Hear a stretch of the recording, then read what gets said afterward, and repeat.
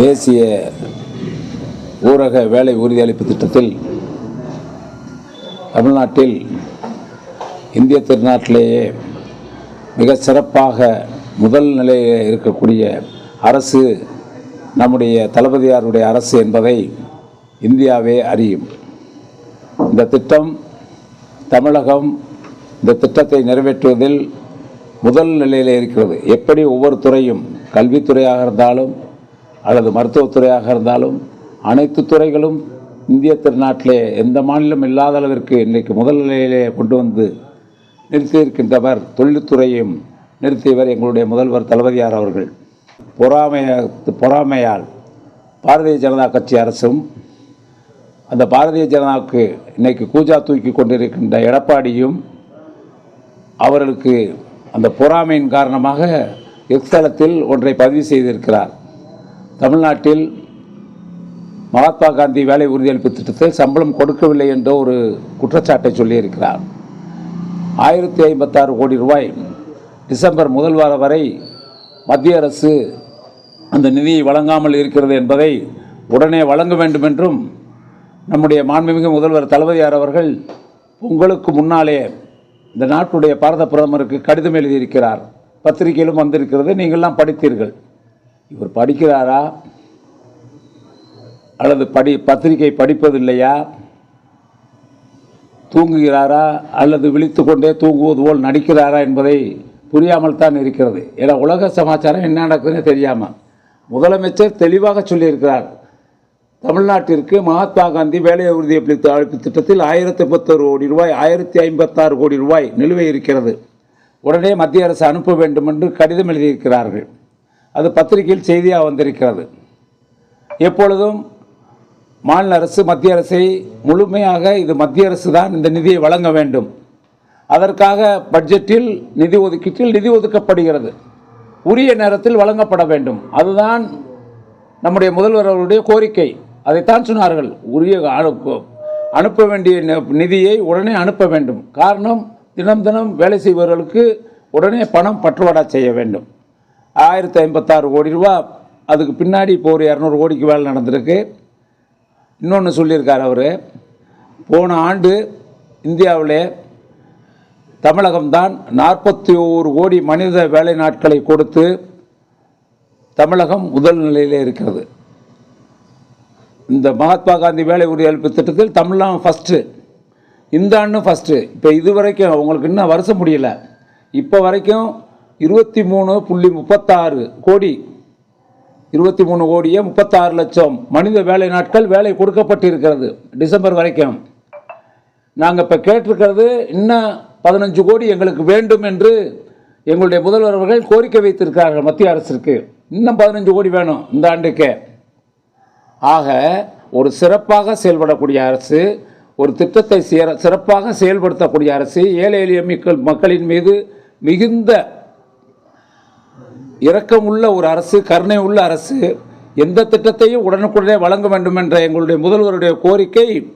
இன்றைக்கு நாங்கள் அதற்காக மத்திய அரசு பணம் அனுப்பவில்லை என்றாலும் எங்கள் முதல்வர் தினம் தினம் மகாத்மா காந்தி வேலை உறுதியளிப்பு திட்டத்தில் ஏழை எளிய மக்களுக்கு வேலை வாய்ப்பு கொடுக்க வேண்டும் என்று சொல்லி தினமும் 9 லட்சம் பேருக்கு வேலை கொடுக்கிறார். 9 லட்சம் பேருக்கு வேலை கொடுக்காமல்ல, இவர் சொல்லியிருக்காரு, வேறு எதிர்கட்சி தலைவர் சொல்லியிருக்காரு. என்ன சொல்லியிருக்காரு? வேலை இந்த மாதம் பூரா கொடுக்கல என்றிருக்காரு. எங்கே போய் பார்த்தாரு? தமிழ்நாட்டில் 12,525 பஞ்சாயத்துலேயும் 9 லட்சம் பேருக்கு தினம் தினம் வேலை கொடுக்குறோம்.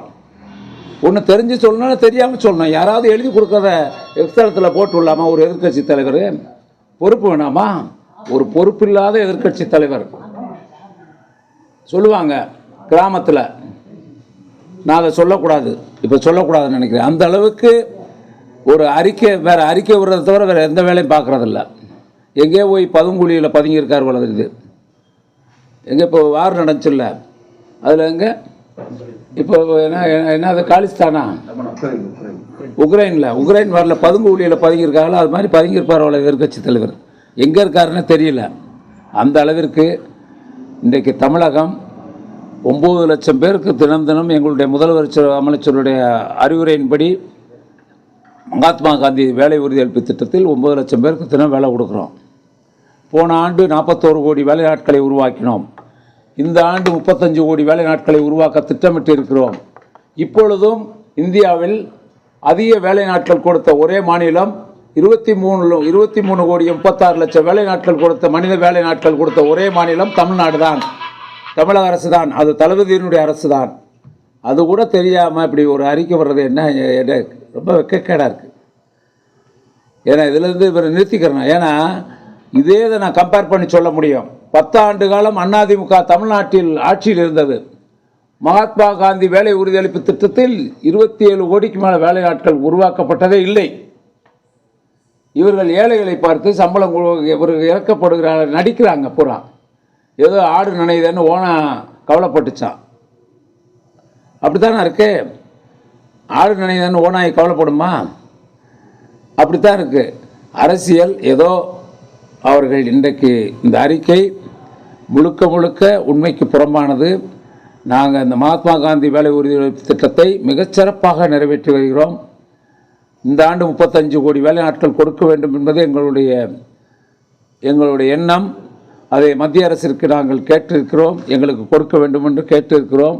மற்ற மாநில அரசுகள் எங்களை பின்தொடர்ந்து கூட வருவதற்கு வாய்ப்பில்லை. நாங்கள் தான் முதல்நிலை. இன்றைக்கு முதல்நிலை, நாளைக்கு முதல்நிலை, எப்பொழுதும் முதல்நிலை. ஆக அனைத்து திட்டங்களும், இந்த திட்டங்கள் மக்களுக்கு கொண்டு போய் சேர்ப்பதிலே நம்முடைய தளபதியாருடைய அரசு முதன்மையான அரசாக இருக்கிறது என்பதை நான் அன்புடன் தெரிவித்துக் கொள்ள விரும்புகிறேன். நிலையம் அமைக்கக்கூடாதுன்னு மக்கள் போராடிட்டு இருக்காங்க. அரசு மக்கள் பக்கம் நிற்குமா? எப்படி?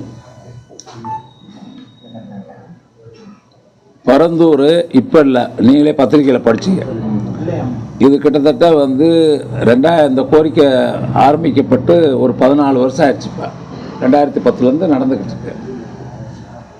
தொடர்ந்து பேச்சுவார்த்தை நடத்தி வருகிறார்கள் கிராம மக்களோடு. அவர்களுக்கு வேண்டிய அவர்கள் கோரிக்கையெல்லாம் நிறைவேற்றுவதற்கு அரசு தயாராக இருக்கிறது. இது இன்றைக்கு உங்களுக்கு தெரியாத விஷயம் இல்லை. தொழில்துறையில் இந்தியாவிலே தமிழகம் முதல் நிலையிலே இருக்கிறது, வளர்ந்து வருகிறது. ஒவ்வொன்றும் வளர்ந்துக்கிட்டு வருது. இப்போ எங்கே பார்த்தாலும் சிப்காட், எங்கே பார்த்தாலும் டைட்டல் பார்க், எங்கே பார்த்தாலும் படித்த பொறியாளர்களுக்கெல்லாம் வேலை வாய்ப்பு. கிட்டத்தட்ட 20 லட்சம் 25 லட்சம் படித்த இளைஞர்களுக்கு அரசில் வேலை கிடைக்கவில்லை என்றாலும் தனியார் வேலை இன்றைக்கு உறுதி செய்யப்பட்டிருக்கிறது. சொந்த வேலை உறுதி செய்யப்பட்டிருக்கு, தனியார் வேலை உறுதி செய்யப்பட்டிருக்கு. முதலமைச்சர்களுடைய முயற்சி, ஒரு அரசே 1 கோடி பேருக்கு வேலை வாய்ப்பு இல்லைன்னா இளைஞர்கள், படித்த இளைஞர்களுக்கு அவர்களுக்கு உருவாக்க வேண்டும் என்பதில் முனைப்பாக இருக்கிறார் முதலமைச்சர் அவர்கள். அது நீங்கள் பத்திரிகையில் படிக்கிறீங்க. இப்போ பரந்தூர் விமான நிலையம் வந்துச்சுன்னா ஒரு கிரீன் ஏர்போர்ட் நம்ம மாநிலத்துக்கு தேவையில்லை.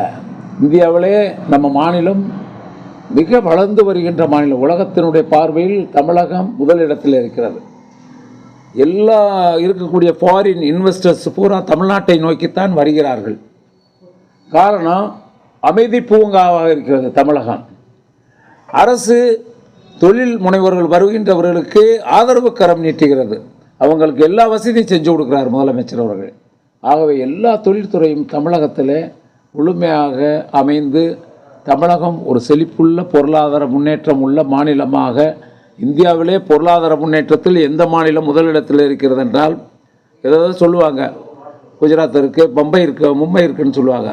மும்பையும் தாண்டுகின்ற அளவிற்கு $1 டிரில்லியன் வந்துவிட்டால் இந்த மாநிலம் மிக உயரத்திற்கு வரும்.